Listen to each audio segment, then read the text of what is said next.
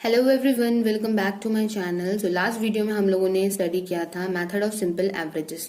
Because हम लोग यहाँ पे पढ़ रहे थे सीजनल वेरिएशंस जो भी होते हैं वो उनको हम किन किन मेथड की हेल्प से मेजर कर सकते हैं।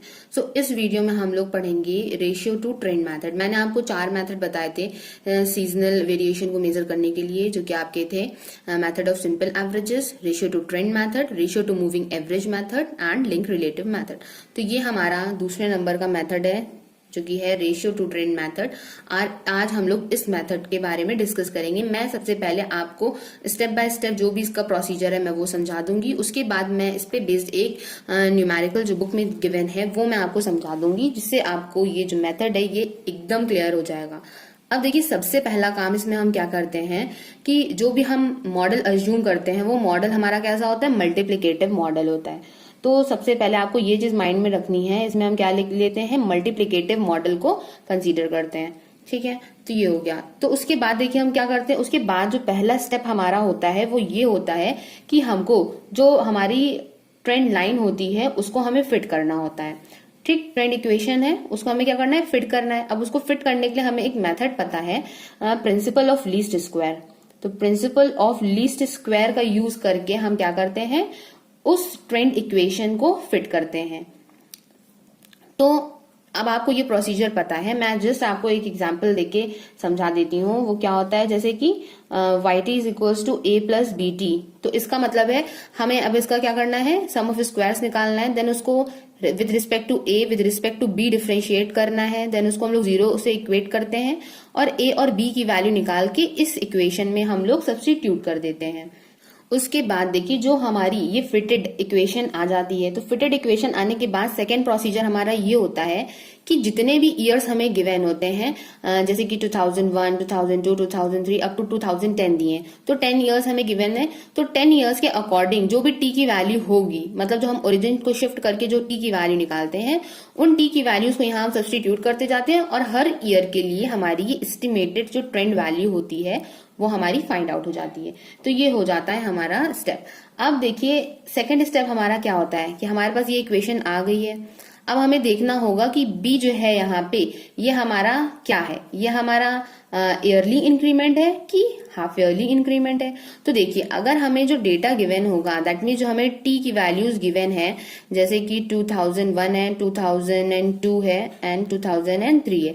अब हम देखेंगे ये एन की जो वैल्यूज है वो इवन है या ऑड है। ठीक, अगर देखिए यहाँ पे एन की वैल्यू इवन है, इवन है, इवन होने का मतलब है कि बी जो है हमारा वो क्या हो जाएगा, बी हमारा हो जाएगा हाफ ईयरली इंक्रीमेंट। अगर एन हमारा इवन है तो बी को हम बोलेंगे बी हमारा क्या है, हाफ ईयरली इंक्रीमेंट है। अगर एन की वैल्यू हमारी ऑड हो जाती है, ऑड का मतलब क्या हो जाएगा, ऑड का मतलब हो जाएगा कि ये जैसे कि 3 वैल्यू है, ठीक, 3 वैल्यू हमारी ऑड में आती है, तो ऑड का मतलब हो जाता है कि बी जो है हमारा वो क्या हो जाएगा, ईयरली इंक्रीमेंट हो जाएगा। अभी देखिए आप लोग इसको समझ लीजिए, अभी जब हम लोग क्वेश्चन लगाएंगे तब आपको और अच्छे से समझ में आ जाएगा। तो ये आपको समझ में आ गया होगा कि अगर एन की वैल्यू हमारी इवन होगी, इवन मतलब 2 हो गया, 4 हो गया, 6 हो गया, तो बी को हम बोल देंगे कि ये जो बी है ये हमारा हाफ ईयरली इंक्रीमेंट है, मतलब कि हाफ हाफ पे इंक्रीमेंट शो कर रहा है। बट अगर ये हमारा ऑड होता है तो हम लोग कह देंगे कि बी हमारा रिप्रेजेंट कर रहा है ईयरली इंक्रीमेंट की, एक साल में कितना इंक्रीमेंट हो रहा है। ठीक, तो ये हो गया। अब देखिए जो थर्ड स्टेप होता है हमारा, थर्ड में हमें निकालना होता है इसमें क्वार्टरली इंक्रीमेंट या फिर मंथली इंक्रीमेंट। क्योंकि देखिए डेटा हमें 2 तरह से गिवन होता है, एक होता है क्वार्टर वाइज में, जैसे कि मैंने आपको पिछली वीडियो में बताया था कि एक जैसे ईयर दिया होगा आपको 2000, तो 2000 का जो सारा डेटा गिवन होगा या तो फर्स्ट, सेकेंड, थर्ड और फोर्थ, ये क्वार्टर्स के फॉर्म में दिया होगा। अगर क्वार्टर के फॉर्म में नहीं दिया होता है तो डेटा हमें मंथ के फॉर्म में दिया होता है, जैसे कि हो गया जनवरी, हो गया फरवरी, हो गया, ऐसे करके दिसंबर तक इस फॉर्म में दिया होता है। तो देखिए अगर हमें क्वार्टर्स के फॉर्म में दिया है तो हमें क्वार्टरली इंक्रीमेंट निकालना होगा। यहाँ पे डी जो है हमारा रिप्रेजेंट क्या करेगा, ये हमारा क्वार्टरली इंक्रीमेंट को रिप्रेजेंट करेगा। तो देखिए डी की वैल्यू हम लोग कैसे निकालते हैं, तो अगर एन हमारा देखिए यहाँ पे क्या है, एन अगर हमारा इवन हुआ तो डी की वैल्यू हमारी क्या हो जाती है, b/2 हो जाती है। b/2 कब होती है, if N is even, if N is even. अगर एन हमारा इवन है तो डी की वैल्यू जो है हमारी वो क्या हो जाती है, सॉरी b/2 हो जाती है। अगर डी हमारा क्या है, अगर डी हमारा क्वार्टरली इंक्रीमेंट है और n की वैल्यू हमारी इवन है तो d की वैल्यू हो जाती है b/2। d की वैल्यू हमारी b/4 कब होती है? अगर n जो होता है हमारा वो ऑड होता है। दैट मीन्स अगर n की वैल्यू हमें 3 गिवन है तो जो हम क्वार्टरली इंक्रीमेंट निकालेंगे वो हमारी कैसे निकलेगी? b/4 करके निकल आएगी। सेम इसी पैटर्न पे अगर हमें मंथली डेटा गिवन है तो d की वैल्यू देखिए हमारी ऑड और इवन के लिए अलग अलग होती है। तो ये सेम इसी तरह से b/12 और b/6 हो जाती है। b/12 हमारी कब होती है? जब n हमारा ऑड होता है तो b/12 हो जाएगी और n हमारा इवन होगा तो b/6 हो जाएगी। ये चीज आपको याद रखनी है बिकॉज हमें देखिए इसकी जरूरत पड़ती है। हमने देखिए यहाँ पे एस्टिमेट करी थी, ये जो ट्रेंड लाइन है उसको हमने यहाँ एस्टिमेट किया है। मान लीजिए ये कुछ इक्वेशन लिखी थी तो y_t कैप हमने यहाँ से एस्टिमेट कर लिया है, तो ये y1 कैप आ गया, y2 कैप आ गया, y3 कैप आ गया। तो यहाँ पे हमें एस्टिमेटेड y की वैल्यूज पता चल गई। अब इसको ही हमें एस्टिमेटेड, अगर हमें जैसे क्वार्टरली डेटा अगर गिवन है तो हमें हर क्वार्टर के लिए एस्टिमेटेड वैल्यू निकालनी होती है।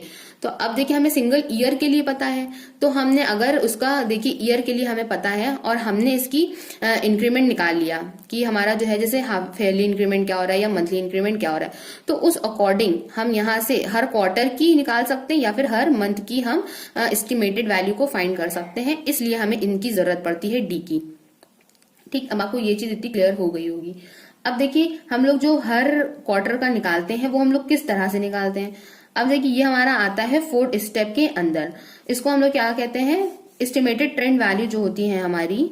तो देखिए कुछ इस तरह से, अगर मान लीजिए यहाँ पे आपका क्या है, ये आपके क्वार्टर्स गिवन है। ये फर्स्ट क्वार्टर है, ये सेकेंड क्वार्टर है, ये थर्ड क्वार्टर है, ये हमारा फोर्थ क्वार्टर है और ये हमारा यहाँ पे कोई भी ईयर है। समझ लीजिए मान लीजिए 2000 गिवन है। अब हमें देखिए हमें मान लीजिए क्वार्टरली डेटा गिवन है, जैसे कि मैंने आपको ये बताया क्वार्टरली डेटा के लिए, और क्वार्टरली डेटा के लिए ये है। तो मान लीजिए कि यहाँ पे है आपका b की, तो वैल्यू यहाँ से आप निकाल लोगे, b की वैल्यू ये आपको पता चल जाएगी और ये हो जाएगा आपका d के लिए। तो मान लीजिए यहाँ से आपकी d की वैल्यू आ गई। मान लीजिए ये आपका ऑड गिवन है, ठीक, ऑड के लिए d की वैल्यू आपकी क्या निकलेगी? b/4 निकलेगी। b/4 करके कोई भी वैल्यू यहाँ से आ जाएगी। मान लीजिए इसको डिवाइड करके सॉल्व करके कोई भी वैल्यू 2 आ गई, ठीक है। तो 2 आ गई है तो इसके लिए यहाँ पे देखिए क्या हो जाएगा। देखिए y_t इसकी वैल्यू तो आपको सब जगह पता ही है, तो y_t एंड y_t, ये मैंने कुछ ज्यादा इधर लिख दिया, मैं इसको हटा दे रही हूँ। तो ये हो जाएगी y_t। तो देखिए जो बीच वाले दो मिडिल टर्म्स होते हैं उनमें से आपको क्या करना होता है? आपको इधर करना होता है -d/2 और इस साइड आपको करना होता है प्लस का d/2। अब देखिए ये राइट साइड में जो है वो आपके माइनस वाले टर्म आते हैं। तो देखिए ये है y_t कैप माइनस का, फिर यहाँ पे क्या आ जाएगा? 3d/2 आ जाएगा आपका, और यहाँ पे आपका क्या हो जाएगा? प्लस का 3 टाइम्स d/2। और वो जो d/2 की आपकी वैल्यू निकली थी, जो मैंने 2 बोली थी जिसको, तो वो 2 आप यहाँ दोगे इंटू 3 हो जाएगा, और प्लस आप कर दोगे क्या? इसकी एस्टिमेटेड वैल्यू को प्लस कर दोगे। अब देखिए सिमिलरली हम लोग क्या करते हैं ऐसे ही। अब देखिए मैंने तो ये आपको क्वार्टरली डेटा के लिए बता दिया। अब सिमिलरली उसके लिए मंथली डेटा के लिए क्या होता है? देखिए मंथ यहाँ पे गिवन होते हैं आपके, जनवरी होता है, फेब्रुवरी होता है, देन हो जाएगा मार्च, देन आपका हो जाएगा अप्रैल के बाद मई के बाद हो जाएगा आपका जून। तो देखिए ये आपके टोटल 6 हो गए, 1 2 3 4 5 6। जून के बाद जुलाई, अगस्त, देन सितंबर। मैं सितंबर तक लिख रही हूँ।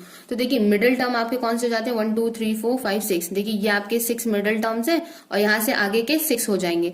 तो देखिए यहाँ पे आप लोग को क्या करना होता है? जो y_t कैप जो हमारी एस्टिमेटेड वैल्यू आई है, जो हम लोगों ने यहाँ पे निकाली थी ट्रेंड इक्वेशन को फिट करके, तो देखिए y_t कैप हो जाएगा, माइनस करेंगे हम क्या? d/2। अब देखिए मंथली डेटा की बात हो रही है तो यहाँ से हम लोग कैसे डी इंक्रीमेंट निकालेंगे? ये देखिए n देखेंगे, अगर ऑड है तो b/12 ले लेंगे d की वैल्यू।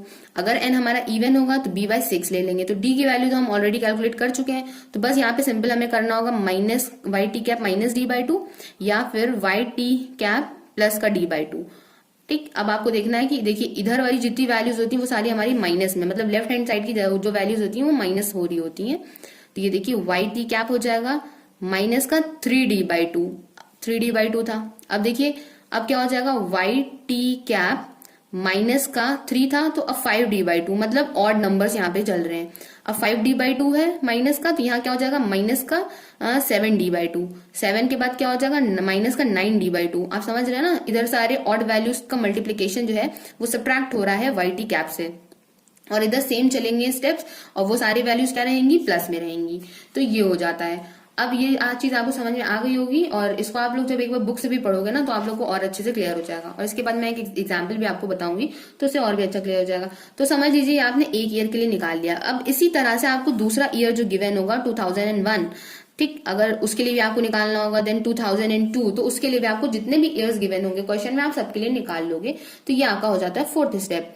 तो अब देखिए आपका जो 5 स्टेप होता है उसमें आपको क्या निकालना होता है, उसमें आपको निकालनी होती है ट्रेंड एलिमिनेटेड वैल्यूज, मतलब कि ट्रेंड एलिमिनेटेड वैल्यूज।